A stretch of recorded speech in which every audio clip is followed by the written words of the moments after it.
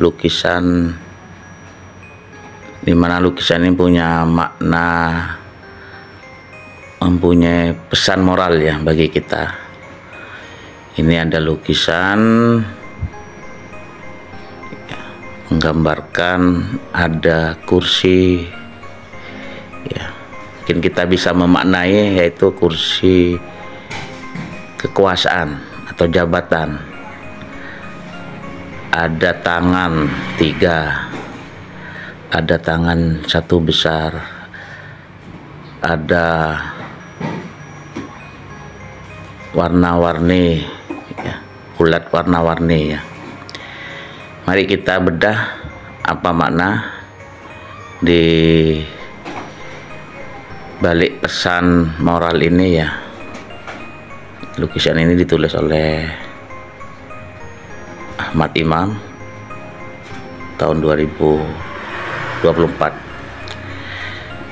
yaitu kursi kekuasaan ya, itu selalu diperebutkan setiap manusia, setiap orang dalam kehidupan kita sehari-hari,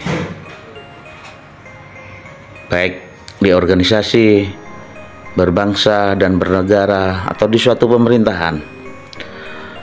Untuk dalam konteks ini, yaitu menjelang pemilihan umum yang sebentar lagi akan digelar tanggal 14 Februari 2024, pesan yang disampaikan oleh pelukis yaitu Ahmad Imam, yaitu menggambarkan bahwasanya terjadinya perebutan kursi kekuasaan ya. Kita gambarkan kursi ini sebuah kursi jabatan presiden yang diperebutkan oleh ketiga kontestasi ya, calon presiden ya, 1, 2, dan 3. 1 tangannya tidak begitu besar ya, yang 2 gemoy ya, nggak gemuk, yang ketiga ya. Dalam konteks ini ya, ketiga pihak ya, ada 3 tangan calon presiden, yaitu memperebutkan kursi jabatan kekuasaan, yaitu kursi presiden yang akan diperebutkan.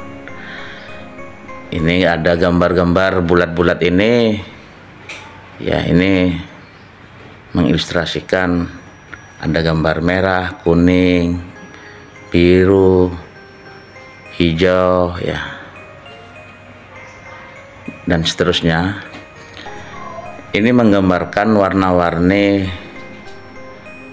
partai politik pengusung ya, kendaraan politik ya, untuk memperebutkan kekuasaan.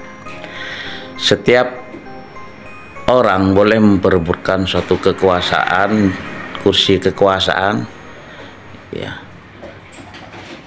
Yang penting bagaimana dalam proses perebutannya itu sesuai dengan nilai-nilai, kaidah-kaidah moral, hukum moral, atau sesuai dengan rule of the game, rule of the law, sesuai dengan aturan main dan aturan hukum. Setiap orang punya hak untuk memperebutkan, asalkan cukup umur ya, sesuai dengan peraturan yang legal, peraturan yang berlaku. Sah-sah saja orang memperebutkan. Setiap orang memperebutkan kursi kekuasaan itu terkadang ya, dengan segala upaya cara untuk mendapatkan, dengan cara bekerja sama, berkoalisi, menawarkan ide, gagasan, konsep, visi dan misi ya. Namun juga tidak menutup kemungkinan ya, ada seseorang, pihak-pihak tertentu juga menggunakan dengan cara-cara menghalalkan segala cara untuk memperebutkan kursi kekuasaan.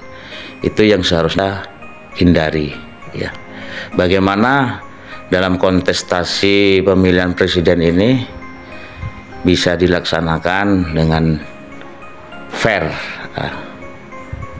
jujur, adil ya, bebas dan rahasia, langsung umum, bebas dan rahasia. Setiap orang atau setiap paslon pasti selalu menawarkan hal-hal jualannya ya, mempromosikan hal-hal yang baik ya, yang bagus-bagus, menebarkan janji-janji supaya menarik minat hati rakyat atau masyarakat untuk dipilih ya. Menjanjikan sesuatu, materi, harapan ya, cita-cita masa depan dan sebagainya ya, sah-sah saja. Namun janji tersebut ya harus nantinya terukur, rasional, dan bisa dibuktikan, bukan hanya sekedar janji. Atau istilahnya janji manis ya, karena ingin mendapatkan elektoral, suara terbanyak ya, sehingga menghipnotis masyarakat agar memilihnya. Namun masyarakat sudah cerdas, pintar ya, bisa membaca, bisa membedakan mana figur calon pemimpin kita yang mempunyai integritas, rekam jejak yang baik, jujur, adil, bijaksana, sederhana,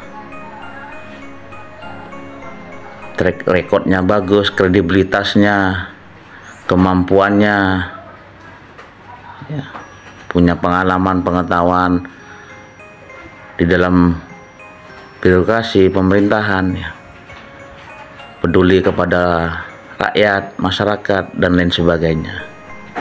Masyarakat sudah bisa menilai setiap profil pribadi dari kandidat calon pemimpin kita. Masyarakat sudah tidak bisa ditukar dengan sesuatu yang sifatnya pragmatis. Ya mungkin ada sebagian yang terpengaruh hal itu ya. Namun masyarakat kita sudah melek politik. Maka untuk itu setiap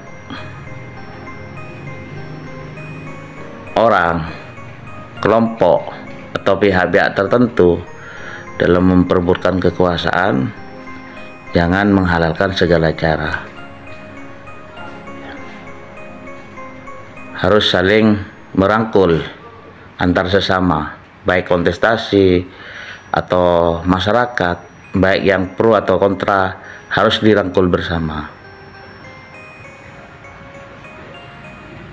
supaya kondisi situasi bangsa dan negara ini tetap kondusif, aman, damai, tentram yang kita harapkan bersama. Sah-sah saja, boleh saja setiap kandidat menganggap dirinya yang paling unggul, dilihat dari survei-survei yang bertebaran, menganggap dirinya sudah mencapai 50% lebih, menganggap dirinya bisa satu putaran, sah-sah saja. Namun dari ketiga tangan calon pemimpin ini yang akan melemburkan kekuasaan, perlu diingat ada tangan ilahi, tangan Tuhan yang akan menentukan segalanya. Setiap orang boleh berikhtiar, berusaha, namun takdirnya, penentunya adalah tangan Tuhan. Kalau Allah berkehendak, kun fayakun, maka jadilah ya. Sesuatu yang tidak diduga jadi, bisa saja jadi. Sesuatu yang diperkirakan jadi, bisa saja tidak jadi. Itulah kehendak Tuhan, kehendak Allah Subhanahu wa taala. Inilah makna pesan moral yang ada di dalam tulisan ini. Setiap orang tidak boleh bersombong, menyombongkan diri, merasa dirinya hebat dan memenangkan pertarungan. Ya, karena takdir itu adalah hak prerogatif kehendak Tuhan Allah Subhanahu wa taala, dan sudah tercatat di Lauhul Mahfuz takdir seseorang tersebut.